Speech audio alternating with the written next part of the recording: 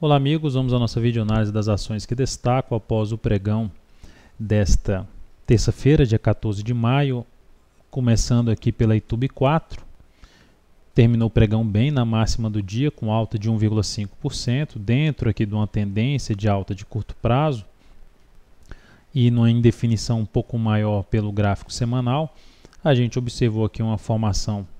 tentativa de um fundo em cima de uma região de suporte na faixa dos 34,10. Olhando para o intraday, a gente também verificou essa subida anulou uma tendência de baixa do intraday, superando a máxima do topo anterior, então um sinal positivo. A única alternativa não seria um dos cenários mais interessantes para gerar compra, porque aqui está muito próximo da região dos 35,80, onde vai ser resistência para o gráfico semanal, que não tem uma tendência definida, mas a única alternativa seria buscar uma entrada aí nesses 34,52, na superação dessa máxima, botando o stop em mais ou menos de 2,2%, abaixo da mínima que ela atingiu no pregão de hoje, aqui abaixo da mínima desse pregão de hoje, e projetando esses 2,2% aqui para cima, buscando um objetivo aqui até um pouco abaixo dos 35,80, abaixo do topo anterior, que seriam uns 2,5 aqui para cima. Então, a operação um pouco mais apertada, mas é o que daria para ser feito em cima da Itube 4, após ela ter rompido aqui para cima uma linha de tendência de baixa, voltado em cima do topo anterior e até nessa linha de tendência de baixa, os dois funcionando aí como suporte. Olhando agora para o próximo ativo, a gente tem aqui a MMXM3, que terminou o pregão bem, com boa alta de 8,7%, fazendo um movimento parecido com o da OGXP3, de voltar para cima da região do fundo anterior, no caso da OGXP3 em torno de 1,73, que era um suporte, que passou a ser resistência, mas ela conseguiu voltar para cima, e aqui a MMXM3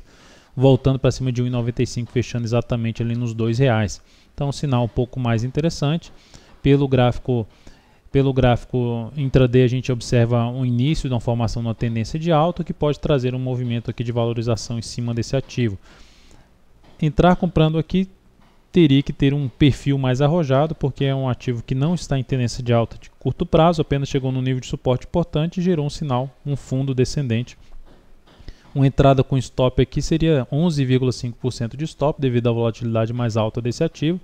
e o objetivo ficaria na faixa dos R$12,23, isto é, se a entrada fosse feita em R$2. Se a entrada for feita aqui em 2,04, superação da máxima de hoje,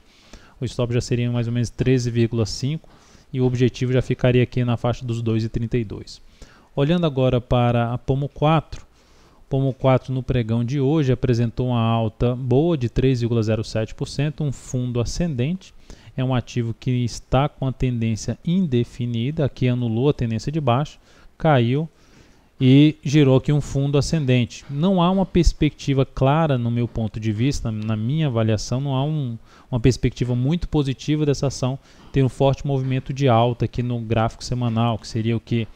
mais motivaria essa entrada, sabendo que a ação ainda não está em tendência de alta, para comprar só um fundo ascendente. Como não vejo essa perspectiva tão bem definida aqui para cima, de ter mais um novo movimento de alta, que a tendência de alta dela de médio prazo está fraca, evitaria essa entrada aqui comprando, por exemplo, em 13,45, colocando stop aqui em 12,99, por exemplo, e trabalhando aqui com um risco em torno de 3,4%. O objetivo vai ficar acima dessa faixa importante de resistência, duas resistências, um topo anterior, um fundo anterior e mais uma linha de tendência de baixa, então a tripla resistência aqui nessa região dos 13,73 a R$13,81. Então operação com risco maior. A única alternativa seria buscar uma entrada por um gráfico de menor periodicidade, buscar ali no G60 alguma correção para fazer uma operação mais curta, que o objetivo não extrapolaria a faixa dos 13,73. Pomo Cruz 3, na realidade, Pomo 4 eu acabei de comentar. Cruz 3 também vai tentando gerar um fundo ascendente, dentro aqui de uma perspectiva ainda, uma tendência de baixa mais fraca, também sem muita perspectiva de alta, vai ficando mais para uma indefinição.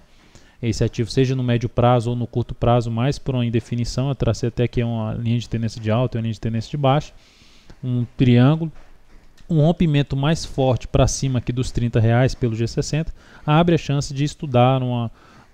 possível compra de curtíssimo prazo usando mais um gráfico intraday, pois para curto a médio prazo ainda não atende aos meus critérios de entrada a Cruz 3 nessa atual indefinição de curto a médio prazo. E por último, MRV3, que teve um pregão muito ruim, queda de 6,74% com gap de baixa. Já é um ativo que vinha numa tendência de baixa de curto prazo, vinha numa tendência de baixa de médio prazo, vai só ampliando essa tendência de baixa. Se a gente dá um zoom aqui menos, vou até colocar no gráfico mensal, para observar que essa ação vem perdendo uma região de suporte significativa, na região ali dos R$18, e isso abriu um espaço grande para um movimento mais forte de baixa nessa ação. Não que essa ação vai cair, vai lá buscar, por exemplo, o fundo dela lá para trás, lá em 2008, que seria na faixa dos R$2,50, mas o fato é que